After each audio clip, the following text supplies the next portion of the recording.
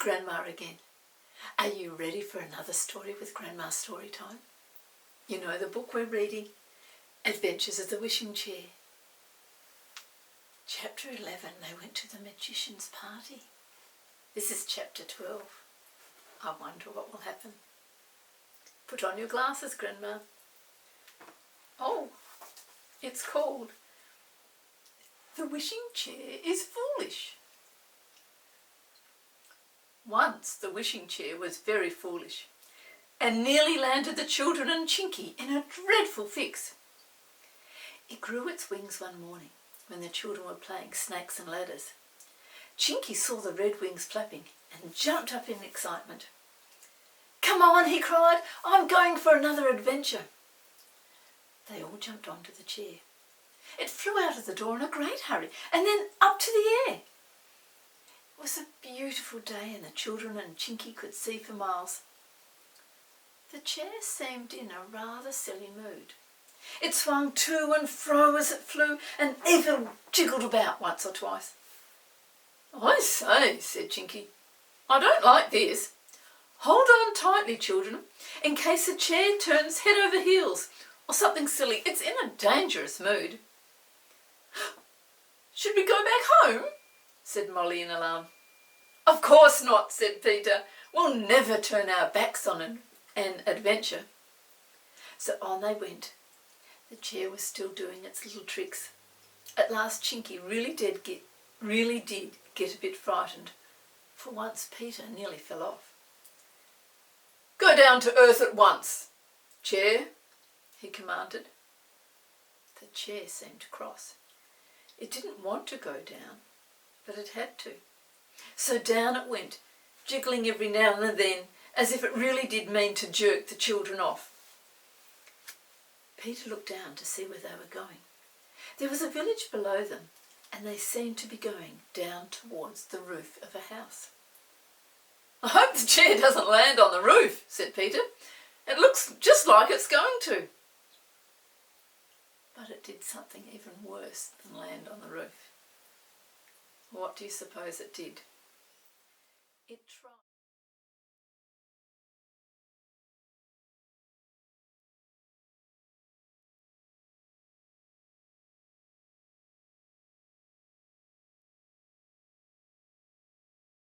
It tried to go down the large red chimney belonging to the house.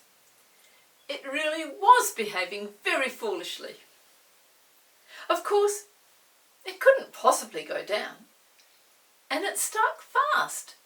3 legs in, 1 out. And there it was, all sideways, with the children getting all covered in soot and warm smoke. Chinky climbed out first. "I never thought that chair would be so silly," he said. "It has acted so sensibly up to now," which felt rather Now look what it's done. It's gone and stuck itself in somebody's chimney. And goodness knows how we're going to get it out. Here we are, up on the roof, in a village we don't know." "It's too bad," said Mollie. "Look at my frock, it's covered in soot." "We'd better shout and see if someone will help us down," said Peter. So they shouted, "Hey! Hey! Hey! Hey!" Soon a gnome heard their shouting and came out to see what it was all about. When he saw the 3 children up on the roof and the chair in the chimney, he was amazed. He shouted to his friends, and soon the whole village came, and they were all staring upwards. There's children on the roof and a chair stuck in a chimney. "Huh? Get a ladder and help us down," shouted Peter. "Our chair has landed us in this fix." In a few minutes, a long ladder was brought, and the children and Chinky climbed carefully down to the ground. Chinky explained what had happened, and the village folk exclaimed in astonishment. "Fancy!" "The thing is," said Peter, "how are we going to get the chair out? It can't stay here for the rest of its life, cooking in a chimney pot. Who would have thought it'd be so silly "It's trying to get out," said Molly. "Look, it's wiggling." So it was. It did look funny. It tried its hardest to get out, but it was stuck much too tightly. "It's no good," said Peter gloomily. "It will have to stay there. I don't see how we can possibly get it out." "Of course we can," said Chinky. "We'll get the village sweep to come along and put his long brush up our chimney. Then the silly old chair will be swept out of the chimney. We will get into it when it comes to earth and go home immediately, before it has time to do anything silly again." Have you heard of a chimney sweep? They have poles with a brush on the end, and they poke it up to clean the inside, cleaning the pipes. The chimney's like a big pipe for smoke, and all the soot comes down, and then they sweep it up, and then he needs it to go higher, so he has another pole and joins that on, and it pushes up. So he's going to push up as high as a chair.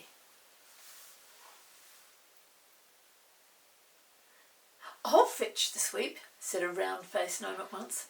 "He lives next door to me."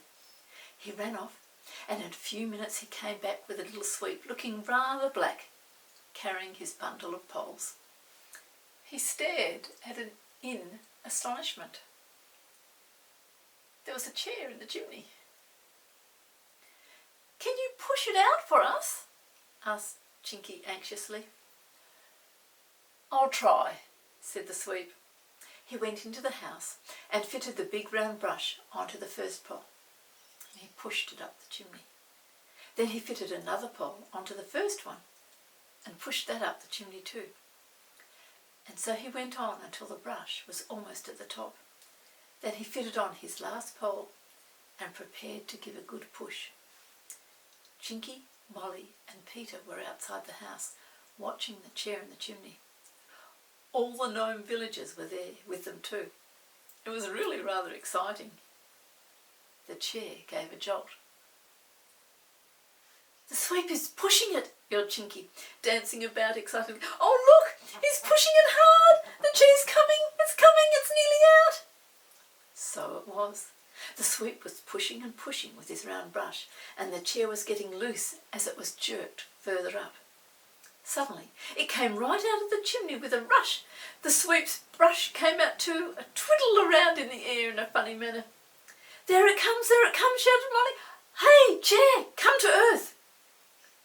But to the children's dismay, that naughty wishing chair flapped its red wings and flew right up into the air. It didn't go near the ground. "Oh, I say," said Chinky, "isn't it behaving badly?" They all watched it fly away until they could no longer see it. It was gone. "Well," said Molly, "we'll have to go home another way, that's all. I'm afraid we've lost the chair now." "We'll catch the bus that leaves here in 5 minutes' time," said Chinky, looking at a bus timetable set out on the wall near. "It won't be long before we're home." "I'm sorry about that chair," said Peter sadly. "It gave us some fine adventures, you know. It was behaving very badly today, it's true, but once or twice it's been very good to us, like when it fetched us from Witch Kirikiri's." "Yes," said Chinky, "we mustn't forget about the good things just because one thing is bad. Come on." They got into the bus, which was very peculiar, because the driver was a duck and the conductor was a rabbit. However, Chinky didn't seem surprised, so Molly and Peter said nothing, but just stared. In 10 minutes, they found themselves outside a cave in a little hillside. "This is where we get off," said Chinky, much to their surprise. They followed him into the cave and up some steps. Chinky opened a door, and to the children's amazement, they found themselves climbing out of a tree in a wood near their home.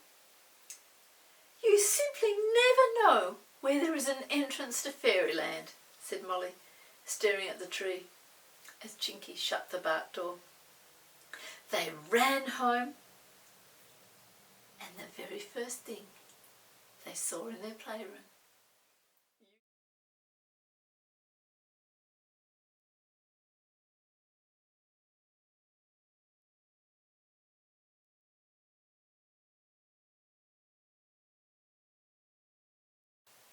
You guessed it, yes, it was their wishing chair.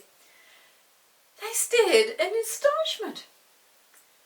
Why, it's come home after all, said Peter, delighted. Sorry now. Its wings have gone. I don't mind nearly having gone down the chimney now it's all over. How lovely. It was exciting to think of. Good old chair, said Molly.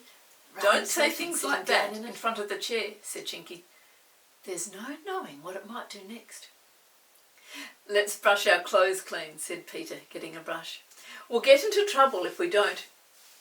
And certainly no one would believe us if we said we were stuck in a chimney.